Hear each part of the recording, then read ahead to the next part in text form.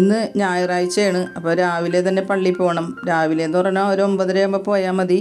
10 മണിക്കാണ് കുർബാന ഉള്ളത്. കുറച്ച് ദൂരെയാണ്. അവിടെ പള്ളിയിൽ പെരുന്നാളാണ്. അപ്പോൾ അതിനായിട്ട് പോകാമെന്ന് ഓർത്താണ് രാവിലെ ചായക്ക് കടി ഉണ്ടാക്കിയാണ്. നൂലപ്പമാണ് ഞാൻ ഉണ്ടാക്കണത്. ഇതാവുമ്പോൾ കറി ആവശ്യമില്ല. എൻ്റെ കൂടെ തേങ്ങാപ്പാലായാലും മതി. അപ്പോൾ ഇടിയപ്പവും തേങ്ങാപ്പാലുമാണ് രാവിലത്തേക്ക് ഞാനിന്ന് ഉണ്ടാക്കണത്. ചായക്കുള്ള പാല് ഞാൻ അടുപ്പത്ത് വെച്ച് കഴിഞ്ഞിട്ടാണ്. ഇപ്പം നമ്മുടെ ഇടിയപ്പമൊക്കെ റെഡിയായി കഴിഞ്ഞ് ചായയും തിളച്ച് ചായ കുടിക്കാൻ പോവുകയാണ്. ചായ കുടിച്ച് കഴിഞ്ഞ് ഞങ്ങളിപ്പോൾ യാത്രയായി പള്ളിയിൽ പോകാനായിട്ട് ഇറങ്ങാൻ പോവുകയാണ്. ചേട്ടനും ഞാനും കൂടിയാണ് പള്ളിയിൽ പോകുന്നത്. അപ്പോൾ തത്തമ്മനെ കൊണ്ടുപോയി തറവാട്ടിലാക്കിയൊക്കെയാണ്. അവിടെ അവളോട് ഇരുന്നുള്ളൂ. അല്ലെങ്കിൽ ഞങ്ങൾ പോയി വരുമ്പോഴേക്കും അവളിവിടെ ഒറ്റയ്ക്ക് ഇരുന്ന് വിഷമിക്കൂലേ. ഞങ്ങൾ പള്ളിയിലേക്ക് പോവുകയാണ്. ഒരു 8 കിലോമീറ്ററോളം ദൂരമുണ്ട് കേട്ടോ പള്ളി. ഞങ്ങളിപ്പോൾ പള്ളിയിൽ എത്തിക്കഴിഞ്ഞു. അവിടെ കുർബാന തുടങ്ങിയിട്ടില്ല. കുറച്ച് സമയമൊക്കെ അവിടെ നിന്ന് പ്രാർത്ഥിച്ചു. അത് കഴിഞ്ഞ് കുർബാന എല്ലാം കഴിഞ്ഞ് ഞങ്ങൾ പള്ളിയിൽ നിന്ന് പുറത്തിറങ്ങി. പെരുന്നാളായിട്ട് വന്നിട്ട് ഒന്നും മേടിക്കാതെ പോകാൻ പറ്റില്ലല്ലോ. അത് കാരണം ഞങ്ങൾ പെട്ടിക്കടക്കാരെയൊക്കെ നോക്കി. പക്ഷെ ഭയങ്കര വെയിൽ, അങ്ങോട്ട് അടുക്കാൻ പറ്റണില്ല. എന്തായാലും 2 കറിക്കലം വാങ്ങിച്ച് കളയാന്ന് കരുതി അവിടെ ചെന്ന് നോക്കിയപ്പോൾ അധികം തിരക്കില്ല. എന്നാലും 2 കലം എടുത്ത് അധികം പൈസയൊന്നും ആയില്ല കേട്ടോ. പിന്നെ ഒരു പൊരിയും ഒരു ഈന്തപ്പഴം വാങ്ങിച്ച് ഞങ്ങൾ അപ്പോഴേ തന്നെ അവിടെ നിന്ന് പോരാന്ന് കരുതി. അപ്പോൾ ഒരു ഭയങ്കര വെയിലല്ലേ, ഒരു ഐസ്ക്രീം വാങ്ങിച്ച് കഴിച്ച് ഞങ്ങളിപ്പോൾ വീട്ടിലേക്ക് പോരേട്ടാ. പോരുന്ന വഴിയിലാണ് ഞങ്ങളുടെ സ്ഥിരം പോണ പള്ളിയുള്ളത്. പിന്നെ ഇപ്പോൾ ഞങ്ങളുടെ പോരുന്ന വഴി സൈഡിലൊക്കെ കാണുന്നത് നിലങ്ങളാണ്. ചെമ്മീൻ കെട്ടുണ്ട്, പാടശേഖരങ്ങളും ഇതൊക്കെ കഴിഞ്ഞ് ഞങ്ങൾ വീട്ടിലെത്തി. അപ്പോൾ ഇനിയിപ്പോൾ ഭയങ്കര വെയിലായിരുന്നില്ലേ. ഒരു ചെറുനാരങ്ങ ഇഞ്ചിയും കൂടി ഇത്തിരി വെള്ളം, തണുത്ത വെള്ളം കുടിച്ച് കഴിഞ്ഞാൽ ഒരു ആശ്വാസം കിട്ടുമല്ലോ. അപ്പോൾ അതിന് വേണ്ടിയിട്ട് ഇഞ്ചി നാരങ്ങയും കൂടി ഞാൻ മിക്സിയിലടിച്ച് വെള്ളം കുടിക്കാനായിട്ട് പോവുകയാണ്. നാരങ്ങ അടിച്ച് കഴിഞ്ഞിട്ടാണ് ഞാൻ ഒരു അതിഥി വന്നിട്ടുണ്ടെന്ന് പറഞ്ഞിരുന്നില്ലേ, ആ അതിഥിനെ ഞാനിപ്പോൾ പരിചയപ്പെടുത്തി തരാം കേട്ടോ. അപ്പോൾ നാരങ്ങ വെള്ളമൊക്കെ ഞങ്ങൾ കുടിച്ച് കഴിഞ്ഞ് ഇതാണ് ഞങ്ങളുടെ അതിഥി. ഞങ്ങളുടെ സുന്ദരി പൂച്ച പ്രസവിച്ച് 2 കുട്ടികളുണ്ട്. ഒരെണ്ണം അമ്മനെ പോലെ ഒരെണ്ണം അപ്പനെ പോലെയും തന്നെയാണ്. ഇനിയാണ് നമ്മുടെ അടുക്കളപ്പണി തുടങ്ങാൻ പോണത്. ഉച്ചക്കാലത്തൊക്കെയുള്ള ഫുഡൊക്കെ റെഡിയാക്കണം. അതിന് ചിക്കൻ മേടിച്ചു കൊണ്ടിട്ടുണ്ട്. അതൊന്ന് കഴുകി മസാലയൊക്കെ പുരട്ടി വെക്കാം. അപ്പോൾ ചിക്കനൊക്കെ കഴുകിയെടുത്തിട്ടുണ്ട്. അപ്പോൾ ഞാനതിലേക്ക് കുറച്ച് ഉപ്പും കുറച്ച് മഞ്ഞൾപ്പൊടിയും ഒരു പകുതി ചെറുനാരങ്ങയും കൂടി ഒഴിച്ചിട്ട് അതൊന്ന് നന്നായിട്ട് തിരുമ്മി അവിടെ വെക്കാൻ പോകണേണ്. ഇനി കറി തയ്യാറാക്കാനായിട്ടുള്ള അതിനകത്ത് ചേർക്കാനായിട്ടുള്ള സവാളയും തക്കാളിയും ഇഞ്ചിയും പച്ചമുളകും എല്ലാം ഒന്ന് റെഡിയാക്കി എടുക്കണം. ഇന്ന് ഉച്ചക്കലത്തൊക്കെ ചോറ് വെക്കാനുള്ള സമയമൊന്നുമില്ല. ഇത്രയും സമയം വൈകിയില്ല. അപ്പോൾ അതുകൊണ്ട് ഞാൻ ഇത്തിരി ബിരിയാണി റൈസ് ഇരിപ്പുണ്ടായിരുന്നു. അതൊന്ന് നന്നായിട്ട് കഴുകിയിട്ട് ഒരു 10 മിനിറ്റ് വെള്ളമൊഴിച്ച് ഇന്ന് കുതിരാൻ വെക്കുകയാണ്. അത് കഴിഞ്ഞപ്പോഴേക്കും ഞാൻ ചീനച്ചട്ടി അടുപ്പത്ത് വെച്ചിട്ടുണ്ട് കേട്ടോ. വെളിച്ചെണ്ണ നന്നായിട്ട് ചൂടായി കഴിഞ്ഞപ്പോൾ അതിലേക്ക് 2-3 കറുകപ്പട്ടയും ഗ്രാമ്പും ഏലക്കായും ഒക്കെ ഇട്ട് അതിലേക്ക് നമ്മൾ അരിഞ്ഞ് വെച്ചിരുന്ന സവാളയും ചേർത്ത് ഇത്തിരി ഉപ്പും ചേർത്ത് ഒന്ന് വഴറ്റാനായിട്ട് വെച്ചിട്ടാണ്. അപ്പോഴേക്കും നമ്മുടെ അരി ഒന്ന് കുതിരാൻ വെച്ചത് എടുത്ത് വാറ്റാനായിട്ട് വെച്ചിട്ടുണ്ട്. അത് വെച്ച് കഴിഞ്ഞപ്പോഴേക്കും നമ്മുടെ സവാള വഴണ്ട് വന്നിട്ടുണ്ട്. അതിലേക്ക് ചതച്ച് വെച്ചിരുന്ന ഇഞ്ചിയും വെളുത്തുള്ളിയും ചേർത്തിട്ടാണ് അരിഞ്ഞ് വെച്ചിരുന്ന പച്ചമുളകും ചേർത്ത് കൊടുത്തിട്ട് നമുക്കൊന്നും കൂടി ഒന്ന് വഴണ്ട് വന്നപ്പോഴേക്കും അതിലേക്ക് ഞാൻ 2 സ്പൂൺ മല്ലിപ്പൊടി ചേർത്ത് കൊടുത്ത്. മല്ലിപ്പൊടിയും ചൂടായി വന്നപ്പോഴേക്കും 1 സ്പൂൺ മുളക് പൊടിയും ചേർത്ത് മല്ലിപ്പൊടിയും മുളക് പൊടിയും നന്നായിട്ട് മൂത്ത് കഴിയുമ്പോഴേക്കും അതിനകത്തേക്ക് നമുക്ക് അരിഞ്ഞ് വെച്ചിരുന്ന തക്കാളിയും കൂടി ചേർത്ത് കൊടുക്കാം കേട്ടോ. ഇനി നമ്മൾ പുരട്ടി വെച്ചിരുന്ന ചിക്കനും കൂടി ചേർത്ത് കൊടുത്തിട്ട് ഞാൻ നന്നായിട്ടൊന്ന് ഇളക്കി മിക്സ് ചെയ്യാണ്. മിക്സ് ചെയ്തതിന് ശേഷം നമുക്ക് കുറച്ച് കുരുമുളക് പൊടി അതിനകത്തേക്ക് ഇട്ട് കൊടുക്കണം. കുരുമുളക് പൊടിയും തൂകി അത് കഴിഞ്ഞിട്ട് അതിനകത്തേക്ക് കുറച്ച് കറിവേപ്പിലയും കൂടി ചേർത്തിട്ട് നന്നായിട്ട് ഒന്നും കൂടി യോജിപ്പിച്ചതിന് ശേഷം ഒന്ന് നന്നായിട്ട് മൂടി വെച്ചിട്ട് നമുക്കൊരു 20 മിനിറ്റോളം ഒന്ന് മൂടി വെച്ച് വേവിച്ചെടുക്കുക. അതിൻ്റെ ഇടയ്ക്ക് ഒരു 10 മിനിറ്റ് കഴിയുമ്പോൾ നമ്മളൊന്ന് മൂടിയെ തുറന്നിട്ട് ഒന്നും കൂടി ഇളക്കി യോജിപ്പിച്ചതിന് ശേഷം വീണ്ടും ഒന്ന് 10 മിനിറ്റ് കൂടി മൂടി വെച്ച് വേവിക്കുക. ഇപ്പോൾ നമ്മുടെ ചിക്കൻ കറി ഇവിടെ റെഡിയായി കഴിഞ്ഞ് അതിൻ്റെ കൂടെ ഞാൻ അതിനകത്തേക്ക് അല്പം മസാലയും കൂടി ചേർത്തിട്ടുണ്ട്. ഇനിയിപ്പോൾ ചിക്കൻ കറിയുടെ പണിയെല്ലാം കഴിഞ്ഞിട്ടുണ്ട്. ഇനി നമുക്ക് റൈസ് റെഡിയാക്കി എടുക്കണം. അപ്പോൾ അതിന് വേണ്ടിയിട്ട് ഞാൻ ചീനച്ചട്ടിയാണ് എടുത്തന്നെ, കട്ടിയുള്ള ചീനച്ചട്ടി എടുത്തിട്ട് അതിലാദ്യം തന്നെ നെയ്യ് ഒഴിച്ച് ചൂടായി വന്നപ്പോൾ അതിലേക്ക് കുറച്ച് കശുവണ്ടിപ്പരിപ്പും കുറച്ച് കിസ്മസും കുറച്ച് സവാളയും വഴറ്റി ആദ്യം തന്നെ അത് വറുത്ത് മാറ്റിയിട്ടാണ്.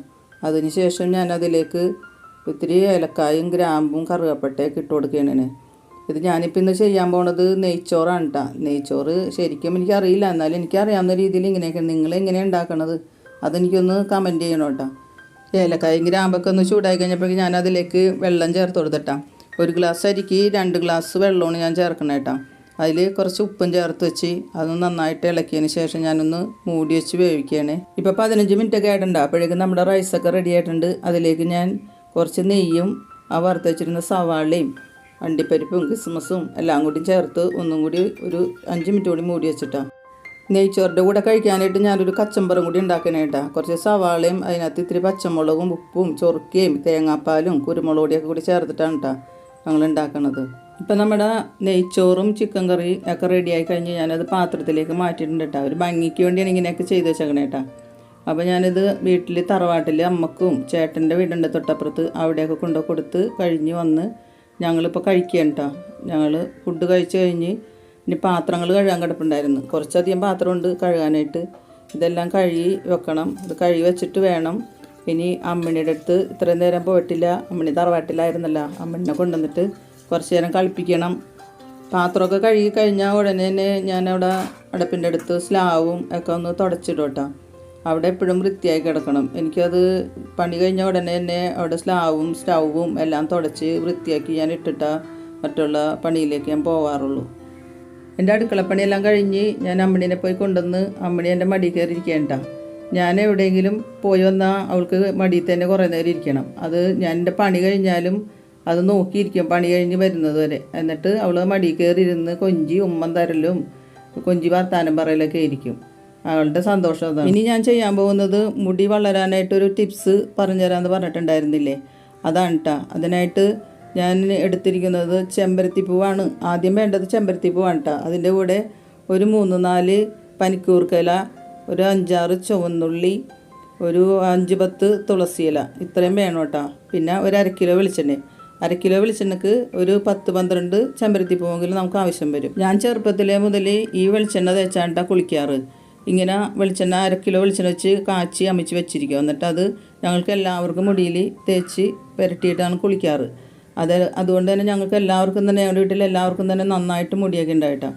വെളിച്ചെണ്ണ കാച്ചാനായിട്ട് ഞാൻ കട്ടിയുള്ളൊരു ചീനിച്ചട്ടിയാണ് കേട്ടോ എടുത്തിരിക്കുന്നത്. അല്ലെങ്കിൽ എന്താണെന്ന് വെച്ചാൽ വെളിച്ചെണ്ണ ചൂടാകുമ്പോൾ തന്നെ അതിൽ പുക കയറാൻ സാധ്യതയുണ്ട്. അപ്പം അങ്ങനെ പുക കയറാൻ പാടില്ല. സാവധാനം ചൂടായാണിത് നമുക്ക് വെളിച്ചെണ്ണ കാച്ചെടുക്കേണ്ടത്. ആദ്യം തന്നെ നമുക്ക് വെളിച്ചെണ്ണ ചൂടായതിലേക്ക് അരിഞ്ഞു വെച്ചിരിക്കുന്ന ചുവന്നുള്ളി ഒന്ന് ഇട്ട് കൊടുക്കാം കേട്ടോ.